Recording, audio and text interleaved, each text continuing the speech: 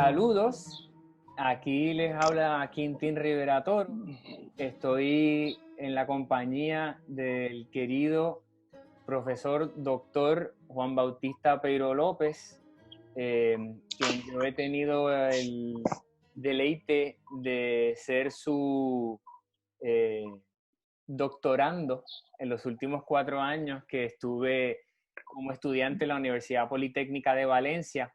Fue mi codirector de tesis y nos hemos embarcado en una nueva aventura en este proyecto de que él sea el curador de mi próxima exhibición que se llama Salvanomía en el Museo y Centro de Estudios Humanísticos de la Universidad Ana G. Méndez, recinto de Gurabo.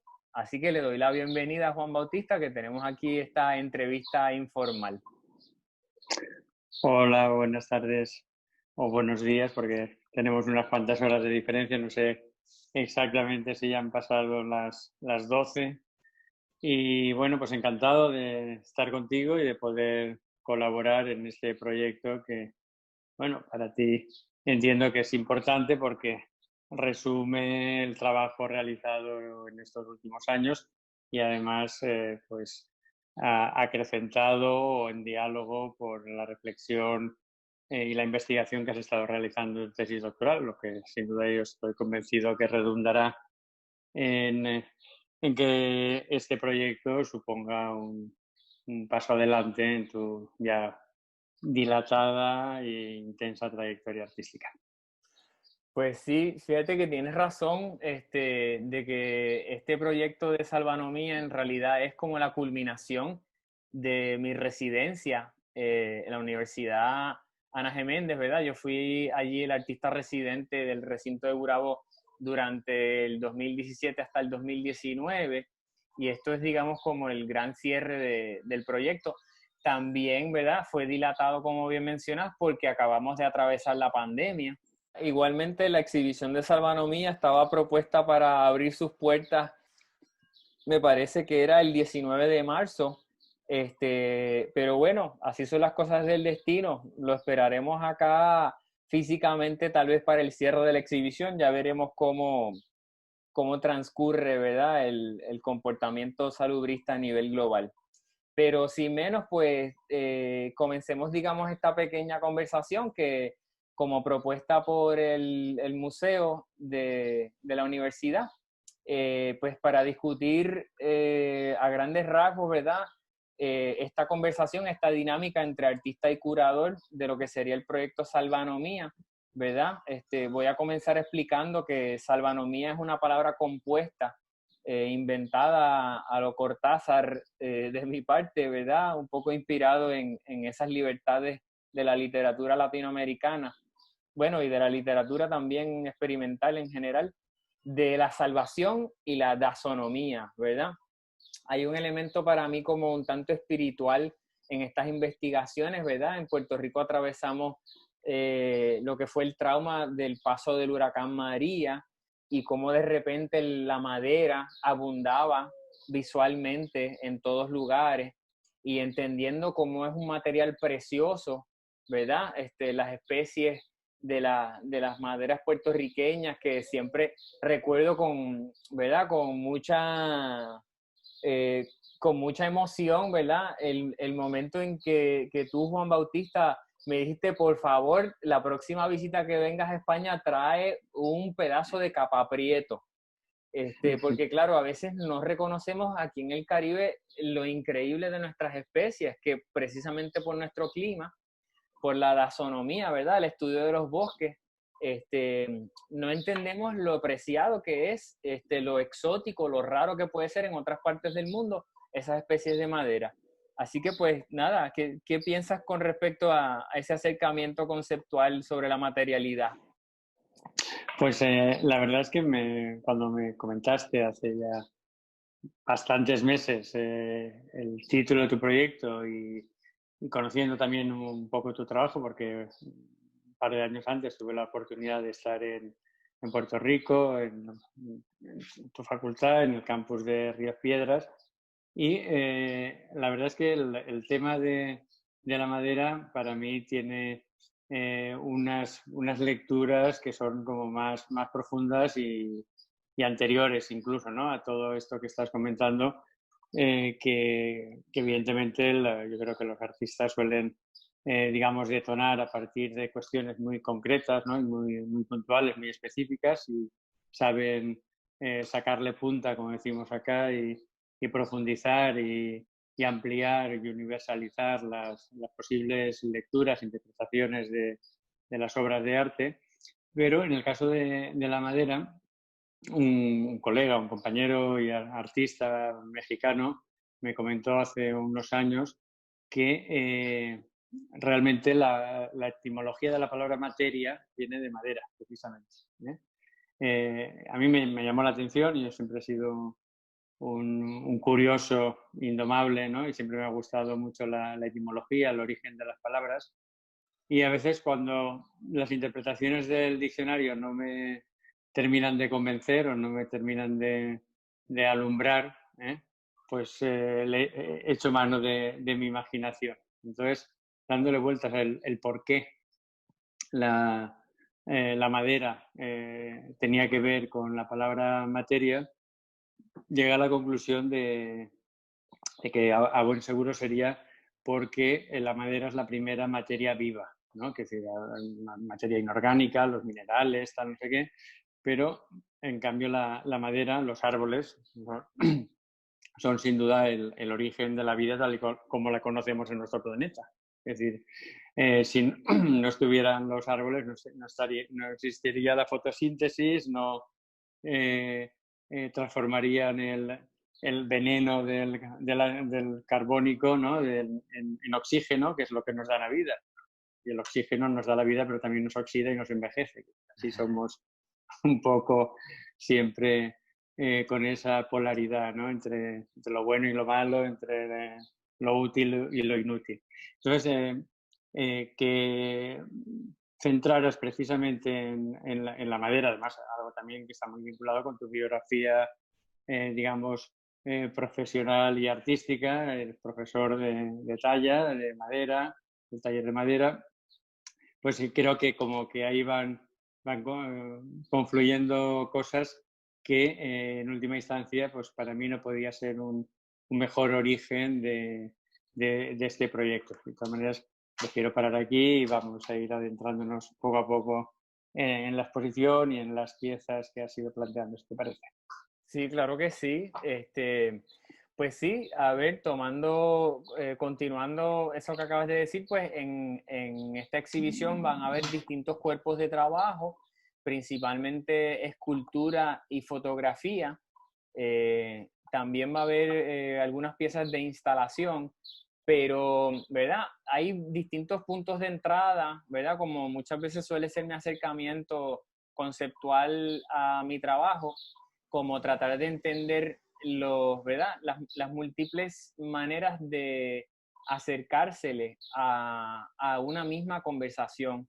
Entonces, pues, por ejemplo, mientras yo estuve en mi residencia justo después del huracán, yo aproveché que habían ramas por todos lados, y generé una serie de instalaciones en el campus alrededor del museo que la llamé simplemente reconstrucciones, con la idea de que tal vez se podría hacer albergue, se podría hacer alguna especie de arquitectura, barricadas, trincheras, ¿verdad? Una gama de posibilidades de especies de pared, ¿verdad? Como edificaciones arquitectónicas, simplemente con el engranaje de las ramas, porque cuando uno iba por las calles aquí en Puerto Rico tratando de limpiarlas, tú te dabas cuenta cómo las ramas se entrelazaban y no querían soltarse, como si fueran, ¿verdad? Como si hubiese una fuerza magnética que las amarraba unas a otras. En realidad era simplemente el enredo entre una pieza y la otra. Entonces, pues de eso, al día de hoy se mantiene una de esas instalaciones allí a la vuelta de la esquina del museo. Y pues además de eso se hicieron una serie de fotografías que van a estar en la exhibición. Este, Sí, yo, si me disculpas, a claro. propósito de estas tres piezas, me parece la doble lectura que hice en su momento y después cuando lo hemos vuelto a comentar, me parece que es especialmente pertinente y para asociarlo a lo que yo entiendo es uno de los cuerpos fundamentales de tu trabajo, ¿no? Que es la utilización del arte como una herramienta de reflexión y de crítica social y de compromiso ético y político, ¿no? Entonces, yo estas tres piezas las veía como una doble referencia. Por un lado, a, al nido, creo que la imagen, todas las que has comentado, evidentemente están aquí, pero yo que ya tengo una cierta edad y me tira mucho la lectura y la dimensión simbólica de las cosas,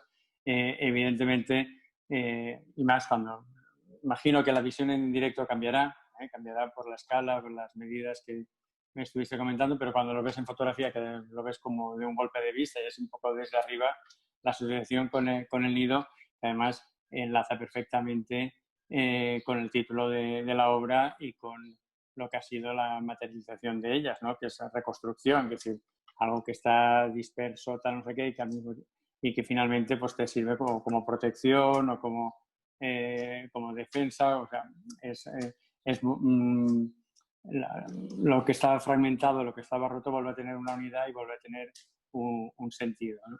Y por otro lado, pues, el hecho de que sean un círculo, un triángulo y un cuadrado, evidentemente hay toda una asociación muy clara y muy directa con las vanguardias históricas, con el tema de ese vocabulario mínimo, ¿no? Que querían buscar los primeros artistas abstractos, ¿no? Que la abstracción es algo también que va a estar presente en tu trabajo y que además pues, el círculo, el cuadrado y el triángulo remiten clarísimamente a la Bauhaus, ¿no? Que es podríamos denominar como la primera escuela de diseño europeo y mundial, ¿no? Y precisamente yo creo que es ahí reside otra de las constantes del trabajo, ¿no? Que es esa integración, ese diálogo, esa tensión, esa discusión entre el arte por el arte o el arte por mayúsculas y el arte funcional, el arte aplicado, el arte decorativo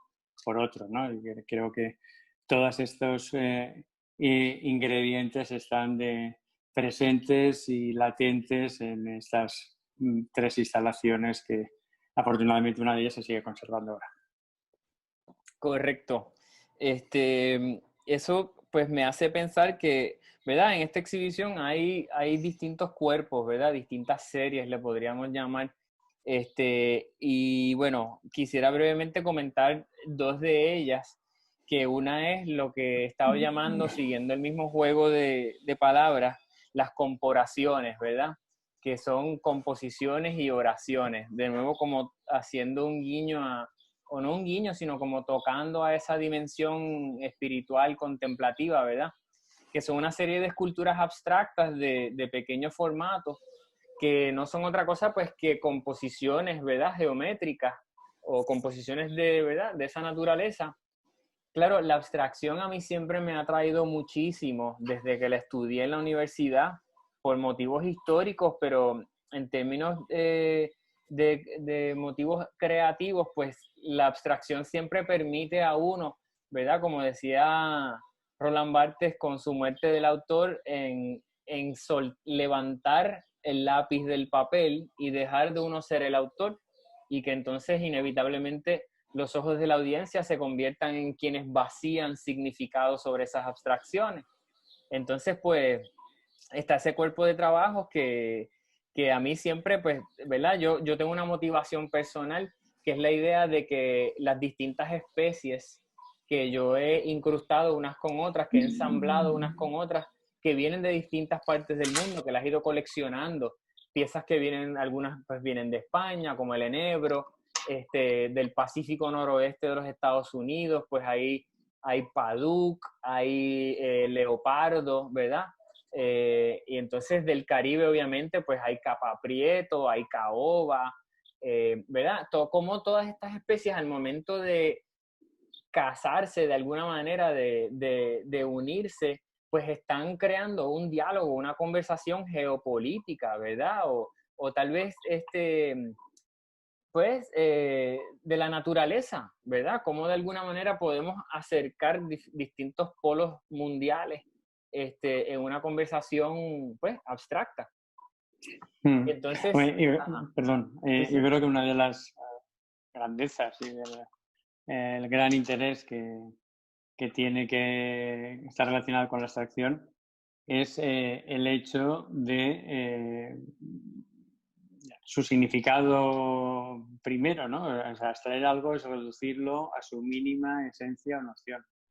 Con el paso del tiempo hemos asociado abstracción a no figuración, pero realmente esa es una deriva que se ha ido consolidando con el paso del tiempo y con el uso de las palabras. Pero, por ejemplo, un hombre primitivo, ¿no? Que está hecho con una línea y que está sosteniendo un arco, eso es una figura abstracta, es decir, eso es una abstracción. O sea, no se puede representar con menos elementos a un hombre corriendo persiguiendo una pieza de caza, ¿no? Y en ese sentido, yo creo que esta serie de piezas, que son como pequeñas joyas, también están relacionados con los talismanes, ¿no? Que eso sería otra deriva, una más espiritual, si quieres, por lo de la oración, está lo del talismán un poco más mágico, pero también en los dos casos se sitúan más allá de lo racional, ¿no? Del mundo habitual, del mundo físico tal y como lo conocemos. A mí creo que, por ejemplo, el título me parece una vez más un acierto, ¿no? Porque tú has dicho que es un híbrido de composición, composición abstracta, composición geométrica y de oración, pues un poco como fetiche, como plegaria, como invocador, ¿no? de un futuro mejor o de algo propiciatorio, ¿no? Pero como una sola palabra, como corporación, suena casi a corporación, ¿no? Y volvemos ahí a ese doble juego de corporación, suena a economía, suena a gran empresa, pero realmente también corporación es una unión de cuerpos, ¿eh? Y eso que tú has explicado con los diferentes tipos de madera, con su procedencia, también se ve en las piezas con los diferentes colores, con la manera que están conformadas y además finalmente integradas, ¿no? Porque están engastadas como si fueran pequeñas joyas, vamos a decirlo así. Excelente, pues, y mira qué fantástico, tal vez para redondear la conversación de las piezas, porque también queremos que el público visite y se encuentre con los distintos cuerpos de trabajo, ¿verdad? Y haya un elemento de sorpresa, pero hay otro cuerpo de trabajo dentro de la serie que estábamos conversando antes de empezar esta entrevista, que precisamente hace hincapié en esa relación económica, ¿verdad? De industria, de producción utilitaria versus el arte que podría entenderse, ¿verdad? De alguna manera como no utilitaria, ¿verdad? No práctica, no, ¿verdad? Me encantó que en algún momento se utilizó la palabra inútil, ¿verdad? Que, ¿verdad? Es imposible pensar que el arte no tiene, por un lado, una utilidad, que es la utilidad emocional, espiritual, estética, ¿verdad? Uh-huh. Identitaria. Pero, pues precisamente uno de los cuerpos de trabajo, una de las series de piezas en este proyecto, que también continuando ese juego de palabras, le he estado llamando hasta el momento los talistopes, ¿verdad? Que son, ¿verdad? Topes, superficies, como son tablillas, mesas, banquillos, ¿verdad? Que tienen una funcionalidad, ya sea para sostener objetos, para trabajar sobre ellos, para sentarse, y que precisamente están jugando con esa tensión entre lo utilitario y el decir como de una manera autorreferente porque llevan texto por encima. Por ejemplo, un banquillo que dice, este almendro salvará el país, ¿verdad? Y es una superficie sobre la que uno se sentaría, ¿verdad? Pero que cada vez que la ves es de nuevo como una especie de rezo, como una especie de invocación a pedir una esperanza. A mí esta serie de piezas me parece que es de las aportaciones más significativas de esta exposición, y desde luego las que de una manera, yo creo, más clara integran esa dicotomía entre la estética o el arte por el arte y el arte, las obras funcionales, ¿no?